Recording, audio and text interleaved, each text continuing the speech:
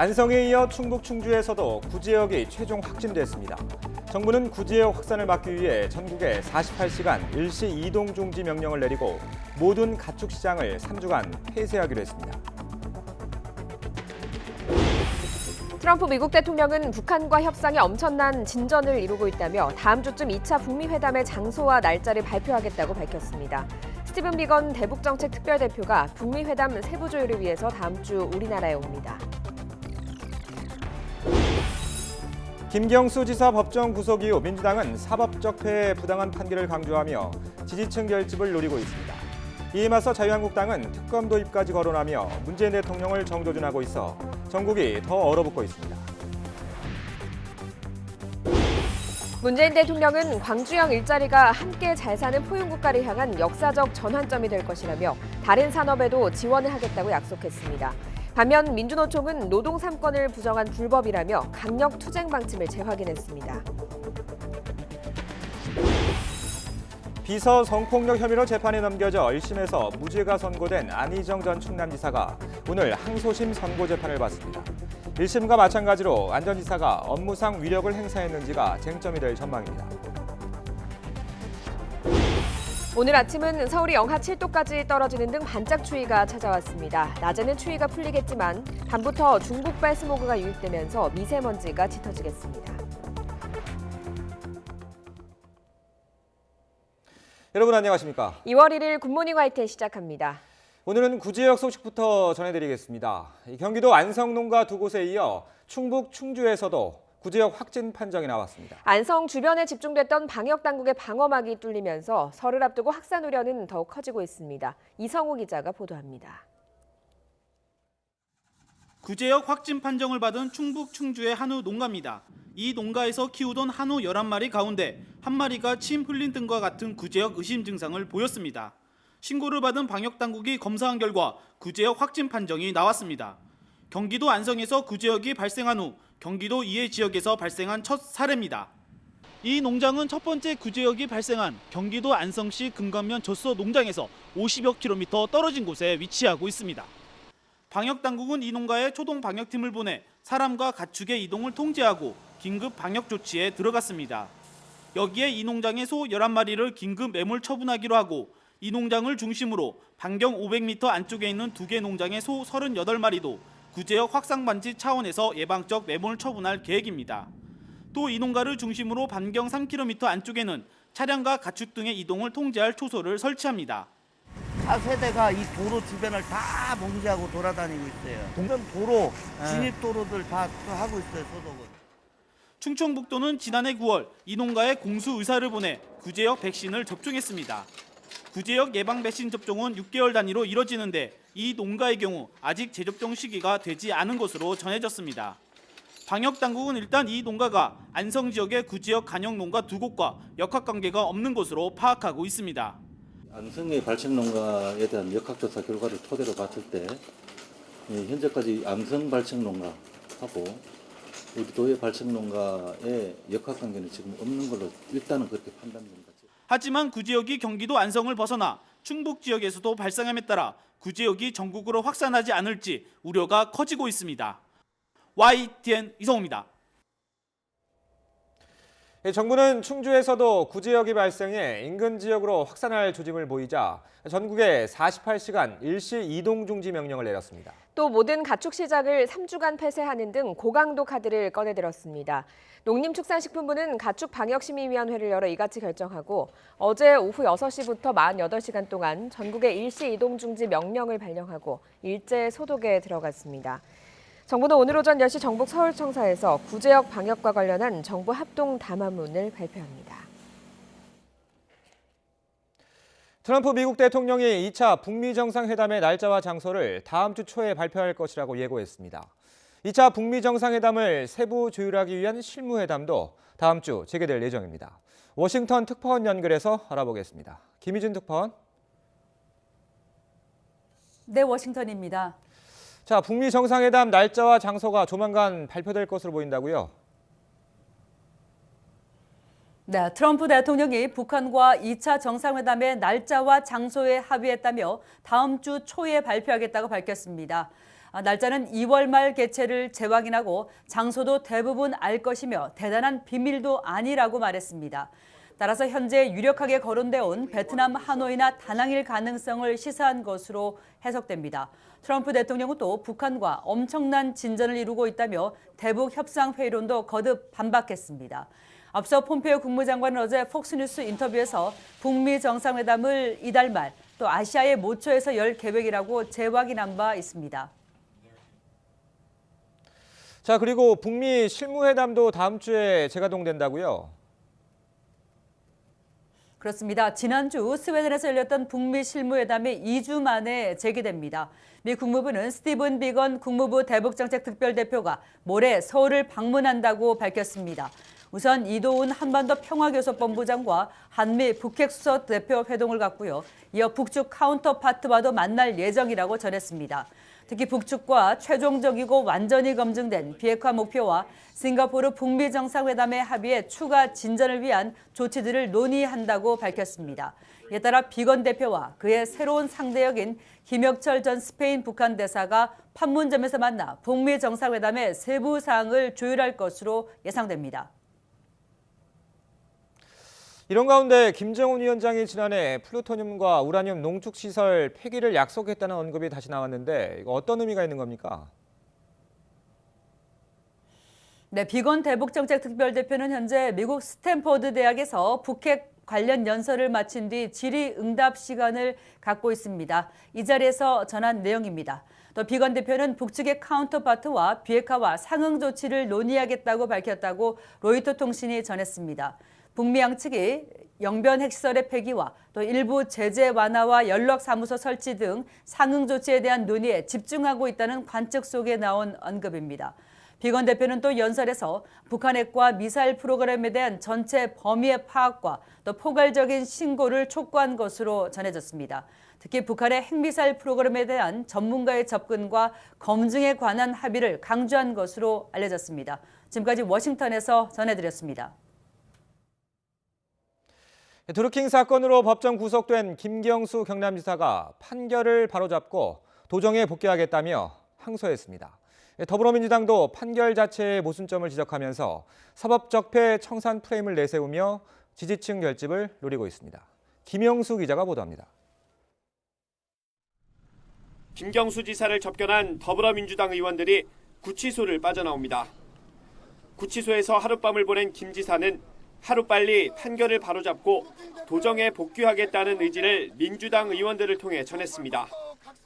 그렇지만 빠른 시간 내에 이 판결을 좀 바로잡고 다시 도정에 복귀해서 방금 말씀드렸던 서부경남 KTX나 조선업부활 또 제조업 혁신을 마무리 짓고 1심 재판장이 사법농단 사건으로 구속된 양승태 전 대법원장의 비서실에 파견됐던 전력 등을 거론하며 판결에 격앙된 반응을 나타낸 여당은 연일 사법적폐 청산 프레임으로 맞서고 있습니다.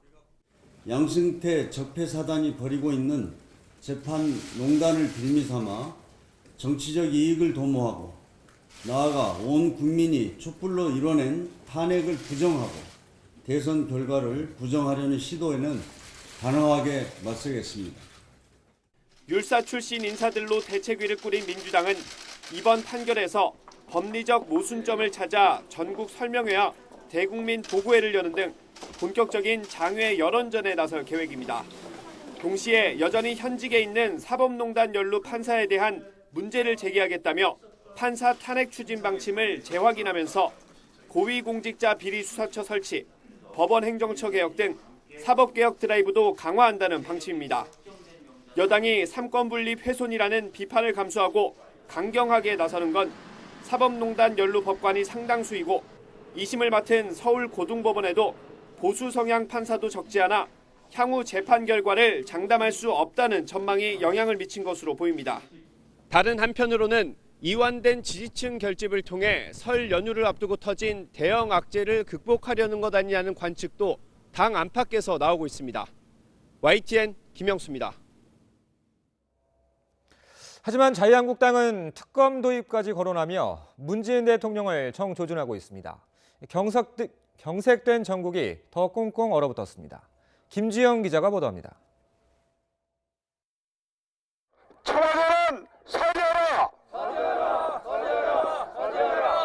청와대 앞에 자유한국당 의원들이 한자리에 모였습니다. 한국당은 집권 여당이 사실상 재판 결과에 불복하고 법원을 압박하고 있다고 목소리를 높였습니다. 그러면서 문재인 대통령은 드루킹 일당의 댓글 조작을 알았는지 직접 답해야 하고 과거 검경의 부실 수사와 드루킹 측의 일본 센다이 총영사 제안을 했다는 의혹과 관련해 백원우 전 청와대 민정비서관의 관여 여부에 대해 검찰 수사가 불가피하다고 압박했습니다. 여러 가지 부분이 특검 수사 대상에서조차 제외되었습니다. 선관위 수사 의뢰를 무혐의 처리한 검찰, 봐주기 부실 수사를 넘어서 수사를 방해한 서울경찰청장, 누가 이들을 움직였습니까? 지난 대선 당시 댓글과 관련한 앙금이 있는 바른미래당 역시 민주주의의 근간을 훼손한 범죄라며 김 지사의 지사직 사퇴와 함께 문재인 대통령의 대국민 사과를 촉구했습니다. 그러면서 민주당을 향해서는 이번 판결을 정치 쟁점화하고 있다며 정면으로 비판했습니다. 삼권 분립과 사법부 독립을 저해하는 심각한 행위입니다. 지금 민주당의 태도는 박근혜 전 대통령을 추종하는 일부 세력이 헌법재판소와 탄핵 판결을 인정하지 않으려는 것과 다르지 않습니다. 여당의 불참으로 1월 임시국회가 사실상 빈손으로 끝난 데 이어 그렇지 않아도 한국당의 보이콧 선언으로 불투명했던 2월 국회 역시 수렁으로 빨려 들어가는 형국입니다. 특히 야권이 김 지사 이슈를 설 연휴 밥상머리 민심 위에 올리기 위해 대여 총공세에 나서면서 당분간 전국은 냉각기를 이어갈 것으로 보입니다. YTN 김주영입니다. 김경수 지사에게 징역 2년을 선고한 1심 판결문 내용도 공개됐습니다. 특검 수사에선 댓글 작업을 지시한 직접 증거는 전혀 없었는데 재판부가 공범으로 인정한 근거는 뭔지 권남기 기자가 분석했습니다. 1심 재판부는 드루킹 김동원 씨와 경공모 회원들의 말을 상당히 믿을 수 있다고 봤습니다. 재판부는 특히 김경수 지사가 댓글 조작 프로그램 개발을 승인했다고 판단하면서 드루킹 일당의 진술이 매우 구체적이고 일관된다는 점을 강조했습니다. 이들의 진술을 뒷받침하는 근거론 네이버 접속 기록 등의 정황 증거가 사용됐습니다. 지난 2016년 11월 9일 이른바 킹크랩 시연회에서 드루킹과 김 지사가 만났을 때 경공모 휴대전화 아이디로 네이버 댓글 공감 클릭이 이뤄졌다는 겁니다. 네이버 접속 기록은 진술 조사가 이루어진 뒤 확인됐는데 재판부는 기록과 진술이 정확히 일치한다고 봤습니다. 이러한 정황 증거론 김 지사와 드루킹이 주고받은 비밀 대화방도 있습니다. 이 대화방 속 메시지는 판결문 전반에 등장할 정도로 재판부가 김 지사의 혐의를 따져보는 주요한 잣대로 쓰였습니다. 드루킹은 문재인 당시 대선 후보의 경쟁자인 이재명이나 안철수 후보 관련 정보 보고와 함께 8만여 건에 이르는 댓글 작업 사항을 지속해서 김 지사에게 보냈습니다. 김 지사 역시 드루킹에게 10번 넘게 기사를 보냈는데 처리하겠습니다라는 답변이 달렸습니다. 재판부는 김 지사가 드루킹의 정보 보고 등 민감한 메시지에도 반응하지 않았다며 댓글 조작을 미리 알았다는 정황 가운데 하나로 봤습니다. 또 댓글 조작 의혹이 언론에 불거진 뒤 대화방을 삭제한 것과 함께 인사청탁이 받아들여지지 않자 협박조로 변한 드루킹의 태도에도 김 지사 측이 면담 일정을 앞당겨 잡은 것 등을 수상한 행동으로 판단했습니다. 상호 도움을 주고받음과 동시에 상호 의존하는 특별한 협력관계. 재판부는 김경수 지사와 드루킹의 관계를 이렇게 표현했습니다. 드루킹의 보고서는 문 후보의 연설문에 반영됐고 김 지사가 비판받을 땐 드루킹이 사과문을 미리 보는 등 판결문엔 서로를 꼼꼼히 챙긴 정황이 담겼습니다. YTN 권남기입니다. 네, 2월의 첫날인 오늘 반짝 추위가 찾아왔습니다. 옷장에서 평소보다 두툼한 옷을 챙겨 입고 나오셔야겠는데요. 현재 서울의 기온은 영하 7.4도로 어제 아침보다 7도가량이나 낮습니다. 다행히 낮부터는 추위가 금세 누그러지겠는데요. 오늘 서울의 낮 기온은 영상 3도로 예년 기온을 조금 웃돌겠습니다. 경기와 강원, 충청과 남부 내륙 지역에는 한파주의보가 내려졌습니다. 오늘 아침 철원의 기온이 영하 14.3도로 전국에서 가장 춥고요. 파주 영하 13도, 제천 영하 12.6도 등 어제보다 2도에서 10도가량 낮은 기온을 보이고 있습니다. 낮에는 기온이 점차 오르면서 추위가 금세 누그러지겠습니다. 서울 3도, 광주와 대구, 부산 6도로 어제보다 2도에서 5도가량 높겠습니다. 어젯밤까지 강원 영동과 남부지방에는 많은 눈이 내렸는데요. 오늘은 전국이 맑겠습니다. 다만 오늘 아침까지 서해안에는 1cm 미만의 눈이 조금 오겠고요. 제주 산간에는 낮까지 1에서 3cm의 눈이 내려 쌓이겠습니다. 연휴 첫날을 앞두고 다시 미세먼지가 걱정입니다. 오늘 밤부터 중국발 스모그가 유입되면서 서쪽 지방의 미세먼지 농도가 높게 치솟으니까요. 호흡기 관리에 신경 쓰셔야겠습니다. 지금까지 YTN 야외 스튜디오에서 박현실입니다.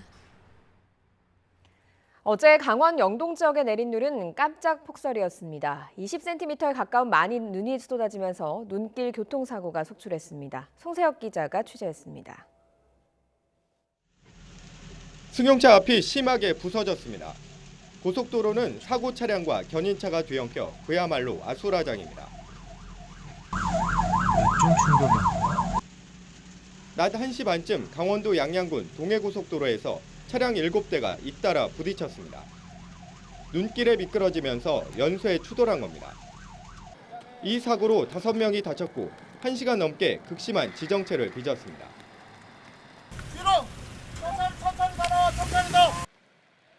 경찰관 2명이 힘껏 밀어보지만 화물차는 헛바퀴만 돌며 계속 미끄러집니다. 동해고속도로에서 일어난 눈길 미끄럼 사고만 10건이 넘습니다. 미끄러졌어요. 우리 바빠요. 지금 또 가야 돼요. 다른 데 또 가야 돼요. 1시간에 5cm가 넘는 눈이 쏟아지면서 차량이 거북이 운행을 합니다. 도로변에서 뒤늦게 체인을 장착하는 운전자들로 혼잡은 더합니다. 지금 뭐 하시는 거예요? 경찰은 밤사이 내린 눈이 도로 곳곳에 얼어붙을 것으로 보인다며 안전 운행을 부탁했습니다. YTN 송세혁입니다. 새벽에 문을 닫는 편의점만을 골라 금품을 훔친 10대들이 경찰에 붙잡혔습니다. 출입문을 깨고 금고를 떼어 달아나기까지 1분도 채 걸리지 않았습니다. 김종균 기자입니다. 편의점의 출입문 유리창이 산산조각납니다. 패딩 모자를 뒤집어 쓴 절도범들이 곧바로 뛰어들어와 계산대의 금고를 통째로 뜯어냅니다. 편의점을 빠져나간 이들은 인근에서 훔친 오토바이를 타고 달아납니다. 단 45초밖에 걸리지 않았습니다. 하루 전에도 서울 관악구 편의점이 똑같은 방식으로 틀렸습니다. 두 곳 모두 새벽에 문을 닫는 편의점입니다. 범인은 16살 박모군과 이모군 등 5명으로 2명은 망을 보고 나머지는 물건을 훔치는 등 역할도 분담했습니다. 경찰은 범행을 주도한 박모군 등 2명을 구속했습니다. 연기가 가득 찬 상가 건물에서 소방관의 도움으로 산소 마스크를 쓴 사람들이 속속 빠져나옵니다. 3층 화장실에서 시작된 불은 15분 만에 꺼졌지만 4, 5층에 있던 17명이 연기를 마시고 병원으로 옮겨졌습니다. 오늘 새벽 서울 영등포에 있는 안전보건공단 건물 7층의 문서고에서 불이 났습니다. 인명피해는 없었지만 문서고에 있던 일부 서류가 불타고 비품들이 엉망이 됐습니다. YTN 김종길입니다. 이른바 광주형 일자리 사업 협상이 타결되면서 광주시와 현대차가 협약식을 열었습니다. 광주에 임금을 낮춘 완성차 공장을 세워서 일자리를 늘리는 게 핵심인데요. 그러나 갈등의 불씨는 여전합니다. 나연호 기자가 보도합니다.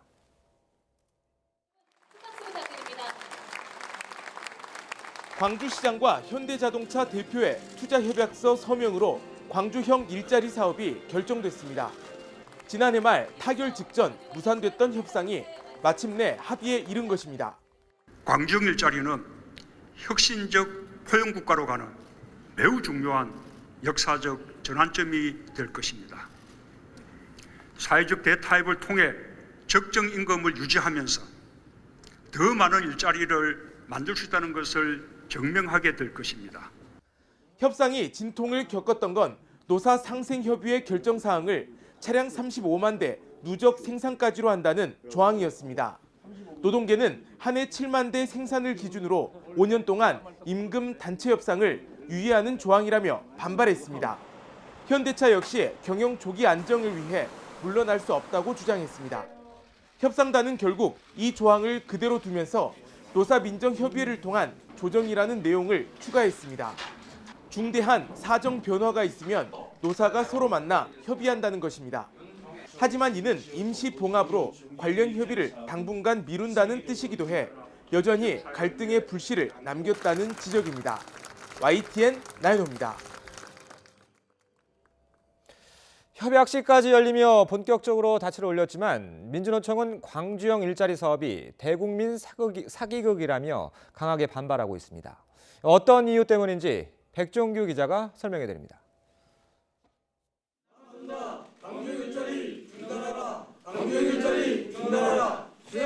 현대차 공장이 있는 울산에 민주노총과 금속노조 조합원들이 모였습니다. 광주형 일자리가 저임금 장시간 노동의 빌미가 될 것이라며 반발했습니다. 헌법 위반 소지가 다분한 이번 협약에 대한 전면적인 법률 검토에 들어갈 예정이며 유정자들의 거짓이 밝혀지는 시간이 멀지 않았음을 밝힌다. 광주시청 앞에서도 규탄 기자회견이 열렸습니다. 정부와 광주시가 재벌과의 뒷거래로 광주형 일자리를 강행했다며 차량 35만 대 생산까지 주 44시간 평균 연봉 3,500만 원을 지켜야 한다는 조항은 노동 3권을 부정한 불법이라고 주장했습니다. 또 친환경 자동차가 아닌 경차를 만들자는 것은 미래는 보지 않고 현재 상황만 모면하려는 행태라고 비판했습니다. 지속 가능성도 없는 일자리 정책으로 광주 시민과 청년들의 희망과 기대를 담보로 한 정치적인 퍼포먼스는 가장 나쁜 사기와 다름없다.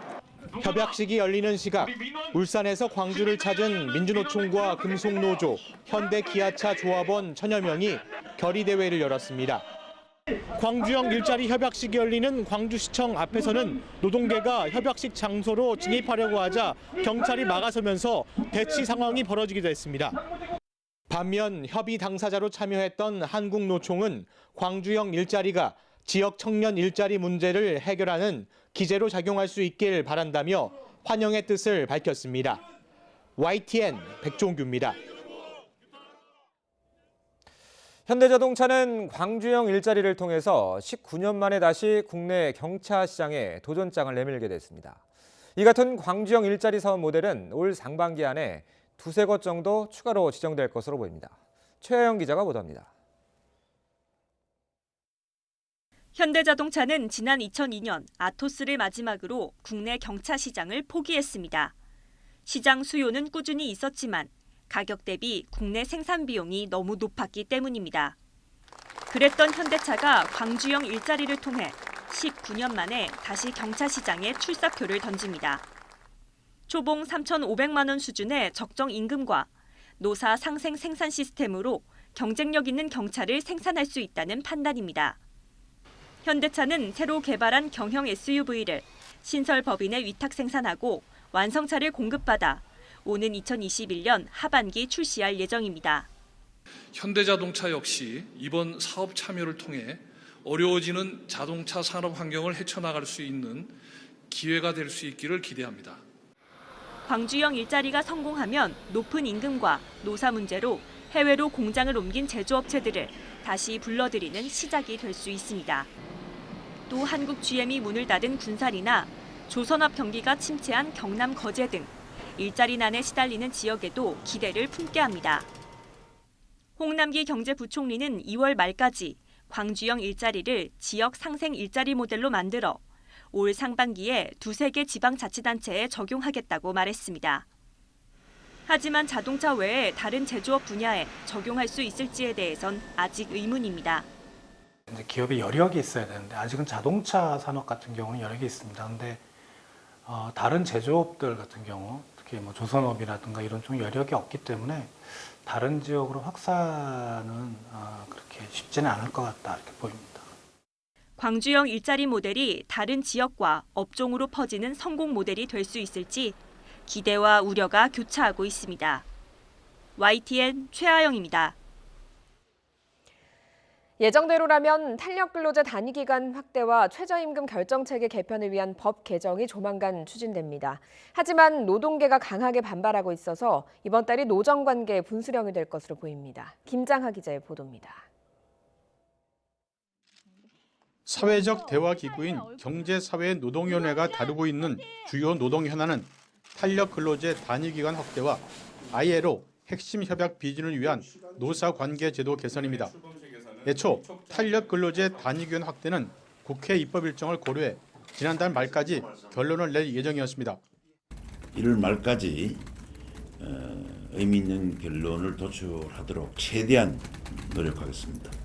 하지만 민주노총의 경사노의 참여가 무산된 데다 한국노총은 경영계 공익위원이 파업 중 대체근로 허용 등 일방적인 권고안을 내놓았다며 경고성 불참을 통보했습니다. 이 때문에 탄력근로 확대와 노사관계제도 개선 논의가 완전히 중단된 상태입니다. 경사노위는 설 연휴가 끝나면 다시 논의를 이어갈 방침이지만 합의를 이룰지는 여전히 불투명합니다. 정부가 추진 중인 최저임금 결정체계 이완화도 의견 수렴이 미진한 상태입니다. 노동계는 정부가 마련한 토론회에 한 번도 참석하지 않았습니다. 노동 현안에 대한 사회적 대화가 지지부진하자 여당은 압박의 강도를 높이고 있습니다. 이달 말까지 경제사회노사정위원회에서 탄력근로제를 포함한 노동 현안들에 대해서 합의가 도출되지 않으면 국회에서 2월에는 이것을 반드시 처리해야 합니다. 민주노총은 정부와 국회가 법안 처리를 강행하면 총파업, 총력투쟁에 나서겠다고 밝혔습니다. 지금 현재 당면에 있는 2월 국회에 대비한 총파업 총력투쟁의 준비를 또 집중적으로 좀 해나가겠다라고 하는 의지를 다시 한번 말씀드리면서 노동계와 정부 여당이 쉽게 물러서지 않을 것으로 보여 이달이 노정 관계의 최대 고비가 될 전망입니다. YTN 김장하입니다.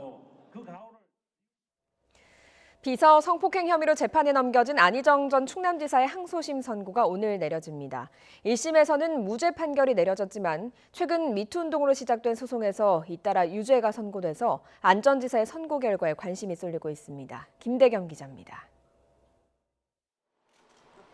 오늘 오후 2시 반 서울고등법원에서 안희정 전 충남지사의 항소심 선고 공판이 열립니다. 1심에서 무죄 선고를 받은 지 5개월여 만입니다. 안 전 지사는 업무상 위력을 이용해 수행비서인 김지은 씨에게 성폭력을 가한 혐의로 지난해 4월 재판에 넘겨졌습니다. 검찰은 지난 9일 열린 결심 공판에서 이 사건의 본질은 권력형 성범죄라며 1심과 같이 징역 4년을 구형했습니다. 안 전 지사는 최후 진술에서 자신의 경험은 고소인의 주장과 전혀 다르다며 혐의를 전면 부인했습니다. 재판 끝났는데 심경 한마디 있으면 안 되죠? 비공개 법정 취지에 따라서 제가 이것에 대해서 말씀을 못 드립니다. 예, 좀 이해해 주시겠습니다. 오늘 재판의 쟁점은 재판부가 안 전 지사의 업무상 위력 행위와 피해자 김지은 씨 진술의 신빙성을 어디까지 받아들이냐에 있습니다. 앞서 안 전 지사의 무죄를 선고한 1심 재판부는 안 전 지사와 수행비서인 김지은 씨 관계에 업무상 위력은 존재한다고 봤지만 범행의 위력이 사용됐다고 보지는 않았습니다.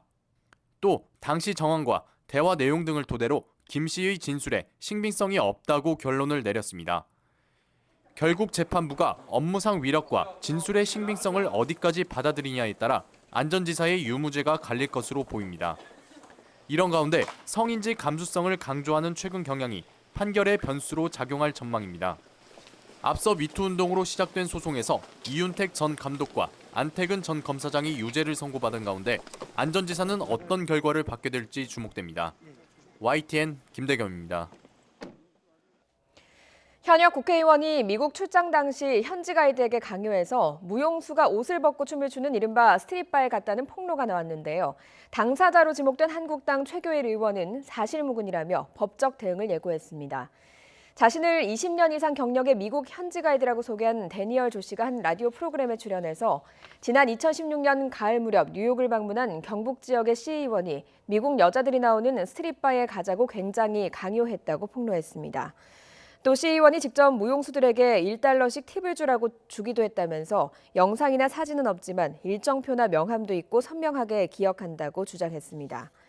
이에 대해 경북 영주 문경 예천지역구인 한국당 최교일 의원은 보도자료를 내고 데니얼 조 씨의 주장을 정면으로 반박했습니다. 최 의원은 지난 2016년 9월 지역에 연고가 있는 오페라단의 요청으로 뉴욕에 가서 가이드에게 주점을 알아봐달라고 한 사실은 있지만 스트립쇼를 하는 곳으로 가자고 하거나 실제로 가지도 않았다고 주장했습니다. 병사들의 평일 일과 이후 부대박 외출 제도가 오늘부터 전면 시행됩니다. 외출 시간은 오후 5시 반부터 9시 반까지 4시간으로 군사 대비태세 지장이 없는 범위의 단결 활동과 면회, 병원 진료, 자기개발 등 개인 목적으로도 활용이 가능합니다. 외출은 휴가자를 포함해 부대 병력의 35%를 유지하는 선에서 허용되기 때문에 통상 병사마다 매달 2차례씩 나갈 수 있고 유사시 부대에 즉각 복귀할 수 있도록 작전 책임 지역안으로 한정됩니다.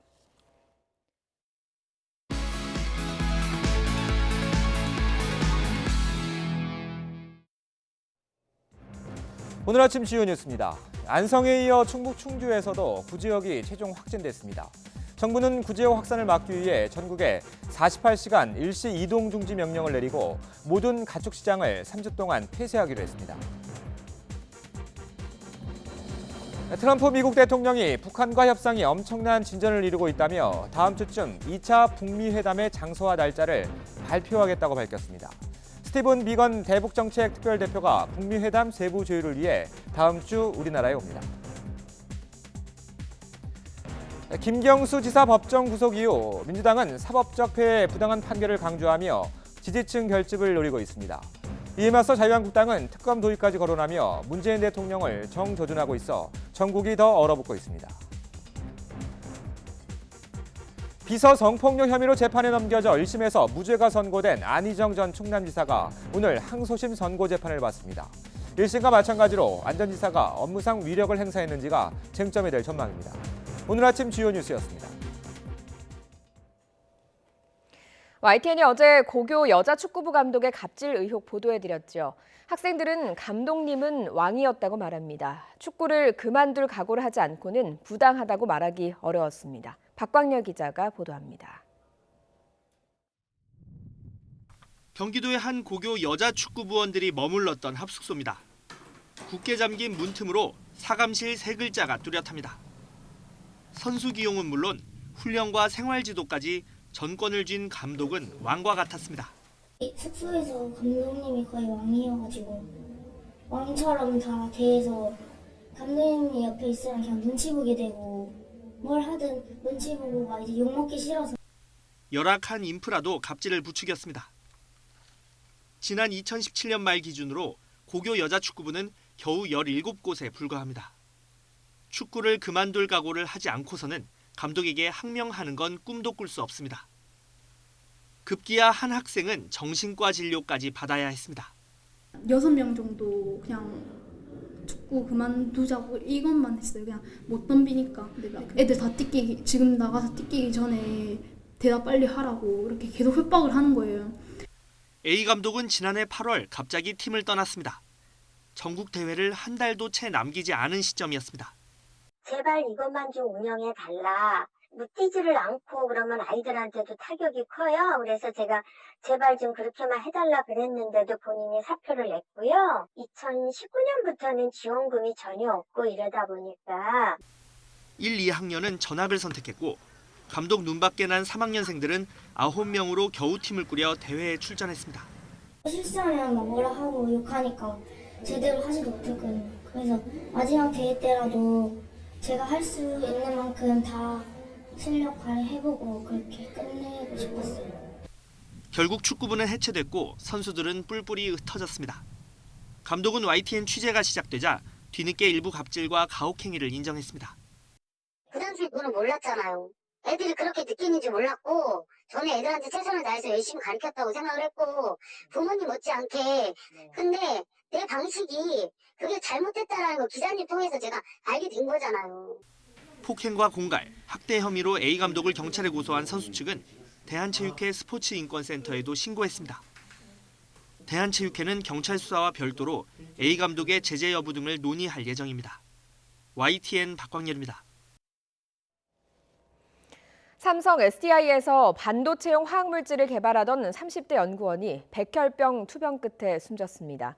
반도체 노동자의 건강과 인권 지킴이 반올림은 삼성 SDI 수원 사업장에서 연구원으로 근무하던 32살 황모 씨가 지난달 29일에 숨졌다고 밝혔습니다. 지난 2014년부터 삼성 SDI에서 반도체용 화학물질 개발 업무를 담당하던 황 씨는 2017년 말 급성 골수성 백혈병 진단을 받은 것으로 알려졌습니다. 반올림은 추모 성명에서 황 씨는 발암물질을 다루면서도 아무런 보호장치도 없었다며 백혈병을 일으키는 벤젠과 포르말데히드를 비롯해서 많은 발암물질에 노출됐다고 주장했습니다. 이에 대해 삼성 SDI 측 관계자는 사실관계를 파악 중이라고 밝혔습니다. 아픈 아내가 피를 토하며 쓰러졌는데도 신고를 하지 않고 내버려도 숨지게 한 30대가 재판에 넘겨졌습니다. 38살 A씨는 지난해 8월 6일 밤 11시쯤 평소 질병이 있었던 아내 44살 B씨가 집에서 피를 토하며 쓰러졌는데도 신고를 하지 않고 내버려도 숨지게 한 혐의를 받고 있습니다. B씨는 쓰러진 지 3시간 만에 출혈로 숨진 것으로 드러났습니다. 검찰 조사에서 A씨는 119에 신고하면 병원비도 많이 나오고 병원에서 간병하는 것도 싫었다고 진술한 것으로 전해졌습니다. 대우조선해양이 20년 만에 산업은행의 품을 떠나게 됐습니다. 새 주인으로는 현대중공업이 유력한데요. 세계 조선 시장의 지각 변동이 이어질 전망입니다. 조태현 기자가 보도합니다. 지난 1978년 대우그룹이 옥포조선소를 인수해 설립한 대우조선공업. 하지만 2000년 대우그룹의 해체로 독립했고 이후 산업은행의 관리를 받아왔습니다. 업황 악화와 매각무산, 분식회계 사태 등을 겪으면서도 세계 2위 자리를 지켜온 대우조선해양이 이번에는 민영화의 길로 들어서게 됐습니다. 산업은행이 현대중공업과 대우조선해양 매각을 위한 조건부 양해각서를 체결한 겁니다. 산업은행과 현대중공업이 지주회사 격인 조선통합법인을 만든 뒤 산업은행이 법인으로 보유한 대우조선해양 지분 55.7%를 넘기는 형태입니다. 현대중공업과 대우조선해양은 수평 관계로 통합법인의 자회사가 됩니다. 대신 산업은행은 유상증자 등의 방법으로 대우조선에 최대 2조 5천억 원을 지원한다는 방침입니다. 현재 빅3 체제하의 과당 경쟁, 중복 투자 등의 비효율을 제거하고 빅2 체제로의 조선 산업 재편 추진 병행이 필요하였습니다. 산업은행은 삼성중공업에도 인수 의향을 물어보고 논의한다는 계획이지만 일단 그동안 협상을 진행해온 현대중공업의 인수가 유력하게 점쳐집니다. 이번 매각이 성사되면 산업은행은 자금 투입 부담에서 벗어나게 될 전망입니다. 지금까지 대우조선해양에 쏟아부은 공적 자금만 무려 10조 원이 넘습니다. 조선업의 지각 변동도 이어지게 됩니다. 수주 잔량 기준으로 세계 1위인 현대중공업과 2위인 대우조선해양이 합쳐지는 만큼 점유율 20%가 넘는 압도적인 1위 기업이 탄생하는 겁니다. 다만 인력 구조 조정 등의 우려로 두 회사 노조가 반대 목소리를 낸다는 점에 더해 전 세계 곳곳에서 기업 결합 심사를 통과해야 한다는 점은 인수 과정의 변수가 될 것으로 보입니다. YTN 조태현입니다. 국민연금의 최종 의결기구인 기금운용위원회가 오늘 오전 8시 서울의 한 호텔에서 회의를 열고 한진칼과 대한항공에 대한 주주권 행사 여부와 범위를 최종 결정합니다. 앞서 지난 23일 국민연금 수탁자 책임위원회가 부정적인 의견을 제출한 바 있어 오늘 기금운용위원회의 결정이 주목됩니다. 국민연금은 현재 대한항공 지분 11.56%를 보유한 2대 주주고 한진그룹의 지주사 역할을 하는 한진칼의 지분 7.34%를 보유한 3대 주주입니다. 일본의 공식적인 사과와 배상을 요구하며 싸워온 일본군 위안부 피해자 고 김복동 할머니의 연결식이 오늘 엄수됩니다. 정의기억연대는 오늘 오전 10시 반 서울 종로구의 옛 일본 대사관 앞에서 김 할머니의 연결식을 엽니다. 연결식에 앞서 오전 8시 반쯤 서울광장을 출발해 일본 대사관으로 추모 행진도 벌일 예정입니다. 지난달 28일 93세의 일기로 세상을 떠난 김 할머니는 14살 때인 1940년 일본군 위안부로 끌려가 중국과 홍콩, 말레이시아, 인도네시아, 싱가포르 등지에서 피해를 입었습니다. 정부 등록 일본군 위안부 피해자 가운데 생존자는 23명으로 줄었습니다. 취업률 제고를 위해 특성화고등 직업계고 현장 실습 수당이 현실화되고 기간도 최장 6개월로 늘어납니다. 교육부는 오는 2022년까지 직업계고 취업률 60% 달성을 위해 3학년 2학기를 전환학기로 운영해 산업체 현장 실습을 진행하고 수당도 관계부처와 시도교육청 의견을 수렴해 현재 20만여 원에서 대폭 인상한다고 밝혔습니다. 현장 실습 참여 업체 선정도 간소화해 여건이 우수한 선도기업을 2022년까지 3만 개까지 늘려 학생들의 성공적인 사회 진출 기회를 확대하기로 했습니다. 그러나 청소년 노동단체들은 취업률 제고와 기업의 논리에서 현장 실습이 이루어지고 있다며 제2의 이민호, 제3의 김용균이 나올 수밖에 없다고 주장했습니다. 일제강점기 독립운동의 씨앗이 된 첫 독립선언문인 대한독립선언서의 초고가 100년 만에 공개됐습니다. 어떤 내용이 담겨 있는지 오승엽 기자가 소개해드립니다. 빛이 바랄 대로 바른 낡은 문서, 치열한 고민 속에 고쳐 쓴 흔적이 고스란히 녹아 있습니다. 일제강점기 독립묘문을 품은 우리나라 최초의 독립선언문, 대한독립선언서의 6필 초고입니다. 독립운동가로 대한민국 임시정부 외교부장을 지낸 조소왕 선생이 직접 쓴 겁니다. 일제의 강제 침탈을 준엄하게 꾸짖고 독립군의 권기를 촉구하는 내용이 담겼습니다. 원래 5장이었지만 앞부분 2장은 분실돼 3장만 공개됐습니다. 3.1혁명, 그다음 4월 11일 임시정부 수립일, 거기만 포커스에 맞춰져 있지 그 나머지 거에 대한 포커스는 아무도 기억을 안 해준다. 분실된 부분에는 일본을 인류의 적으로 규정하고 한일 합방의 무효와 자주 독립을 선포하는 내용이 들어 있습니다. 이 선언서는 만주와 러시아 등의 독립운동가 39명의 서명을 받아 꼭 100년 전인 1919년 2월 1일 발표됐습니다. 한 주 뒤 도쿄에서 발표된 28 독립선언서, 한 달 뒤 전국에서 벌어진 3.1운동 독립선언회까지 큰 영향을 끼쳤습니다. 우리 독립운동의 그 중요한 3대 독립선언이 서로 연계점을 가지고 진행되었다는 것을 말하는 것입니다. 그러니까 2.1 독립선언은 이 자주 독립선언의 그 씨앗이 되는 아주 중요한 독립선언이 되겠습니다. 또 대한민국 임시정부 건국 강령과 최초 헌법 등 우리 역사의 중요한 문서의 기초가 됐습니다. YTN 오승엽입니다. 일본 여당인 자민당의 4선 의원이 망언을 뱉었습니다. 한일 간 레이더 갈등과 관련해 한국은 도둑이라고 말했습니다. 김원배 기자가 보도합니다. 일본 여당인 자민당의 국방분야 위원장을 맡고 있는 야마모토 도모히로 국방부회장이 어제 자민당 본부에서 열린 국방부회와 안보조사회의 합동회의에 참석해 우리나라에 대해 망언을 퍼부었습니다. 교도통신 등에 따르면 야마모토 국방부회장은 레이더 갈등과 관련해 한국은 일본의 불상을 훔쳐서 돌려주지 않았다며 거짓말쟁이는 도둑의 시작이 아니라 도둑이 단지 거짓말을 하고 있을 뿐이라고 망언을 했습니다. 우리 정부가 원래 도둑이라는 의미의 폭언입니다. 야마모토 의원은 또 우리 정부의 대응에 대해 스스로 깎아내릴 뿐이라며 더는 거짓말을 하지 않는 쪽이 좋을 것이라는 말도 쏟아냈습니다. 야마모토 국방부회장은 지난 17일 열린 자민당의 긴급 당 국방부회와 안보조사회 합동회의에서도 한국은 거짓말에 거짓말을 되풀이하고 있다고 주장했습니다. 야마모토 국방부회장은 중의원 4선 의원으로 방위 부대신과 내각부 부대신 등을 거쳤습니다. YTN 김원배입니다. 도널드 트럼프 미국 대통령은 미중 무역 협상과 관련해 중국의 추가적인 시장 개방을 요구했습니다. 트럼프 대통령은 트위터에서 중국이 현재 하고 있는 금융 서비스뿐만 아니라 제조업과 농민, 다른 미국 산업에도 시장을 개방하길 기대한다고 말했습니다. 그러면서 이것 없이는 합의는 받아들일 수 없을 것이라고 강조했습니다.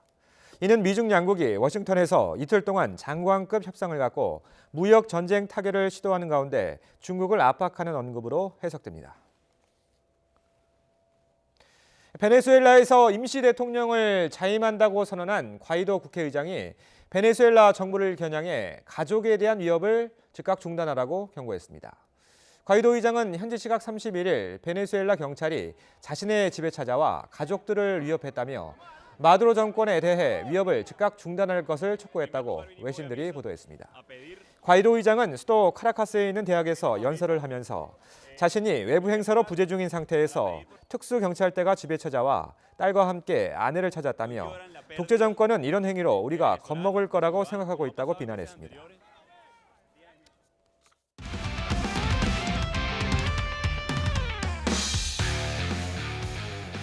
스포츠 뉴스입니다. 여자 프로농구는 지난 6년 내내 최강팀 우리은행의 동무대였습니다. 하지만 올 시즌은 KB가 한 경기 차 선두에 올라 있는데요. 두 팀의 선두 경쟁이 뜨겁습니다. 허재원 기자입니다. 우리은행의 독주를 막을 가장 강력한 대항마로 꼽혔던 KB는 올스타 휴식기 이후 더욱 강한 전력을 구축했습니다. 대형 센터 박지수가 중심을 잡아주는 동안 외국인 선수 손튼이 탁월한 득점력을 뽐내고 있습니다. 거침없이 10연승을 내달리며 우리은행이 독점하던 선두 자리를 빼앗았습니다. 잘하고 있으니까 이대로 너희가 하고 싶은 대로 하라고 말씀을 해주셔서 조금 부담감 없이 편하게 할 수 있었던 것 같아요.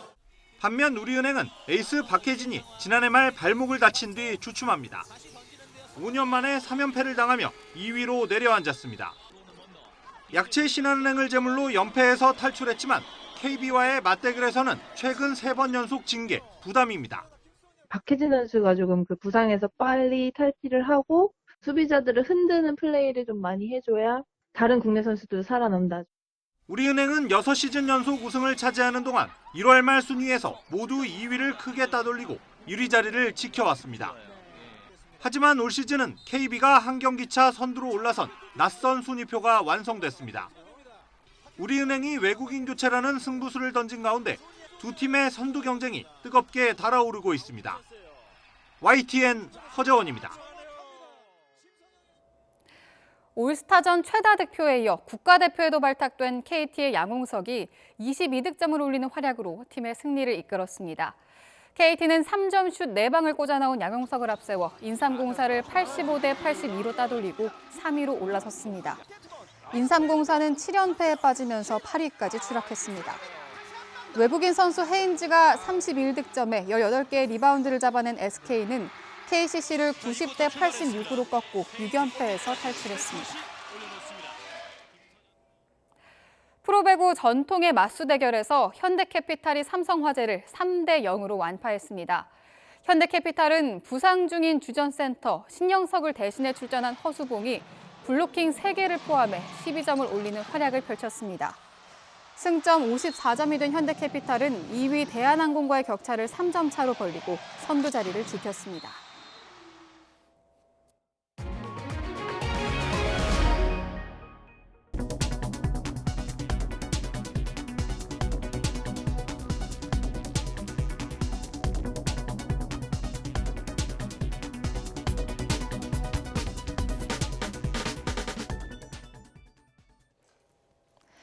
네, 어느덧 2월에 접어들었습니다. 오늘은 2월의 시작과 함께 반짝 추위가 찾아왔습니다.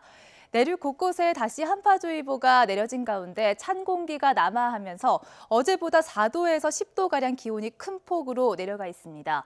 현재 철원 기온이 영하 15.1도까지 내려갔고요. 서울 영하 7.4도, 남부 지역도 대구가 영하 4.4도까지 내려가면서 제주를 제외한 전국의 온도가 영하를 기록하고 있습니다. 출근길 나오실 때 따뜻하게 하셔야겠습니다.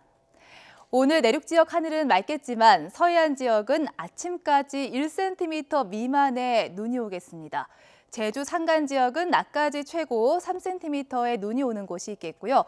울릉도와 독도에도 최고 3cm의 눈이 내려 쌓이는 곳이 있을 것으로 보입니다. 오늘 낮 동안 공기는 깨끗합니다. 미세먼지 농도 대체로 보통 수준을 보이겠는데요. 하지만 밤부터는 중국발 스모그가 점차 유입될 것으로 예상됩니다. 오늘 수도권과 충남 지역, 호남 지역은 미세먼지 농도가 일시적으로 나쁨 단계를 보일 것으로 예상됩니다. 나오실 때 황사용 마스크도 챙기셔야겠습니다. 낮부터는 추위의 기세가 누그러지겠습니다. 오늘 낮 기온은 어제보다 2도에서 5도가량 높겠는데요. 오늘 서울 낮 기온은 3도까지 오르겠고요. 강릉과 울산, 부산, 대구가 6도까지 오르겠고 청주와 울릉도, 독도, 안동의 기온은 5도, 제주도는 7도까지 높아지면서 비교적 포근할 것으로 예상됩니다. 또 내일부터는 설 연휴가 시작되죠. 이 설렘 가득한 귀성길, 내일은 비교적 포근하겠는데요. 대신 미세먼지 농도가 크게 높아질 것으로 예상됩니다. 내일 전국의 미세먼지 농도는 나쁨 수준까지 오르겠습니다. 일요일은 전국에 한 차례 비나 눈이 오면서 이 미세먼지를 해소해내겠고요. 대신 날씨가 점점 추워질 것으로 예상됩니다. 설날 당일 반짝 추위가 찾아오겠는데요. 설날 아침 서울 기온이 영하 6도까지 뚝 떨어지면서 다소 춥겠습니다. 성묘길 옷차림 든든하게 하셔야겠습니다. 이후 귀경길 날씨도 보시면 수요일은 대체로 구름만 많은 가운데 서울의 기온이 영상 7도까지 높아지면서 비교적 온화하겠습니다. 날씨 정보였습니다. 굿모닝 YTN 2부 잠시 뒤에 이어집니다.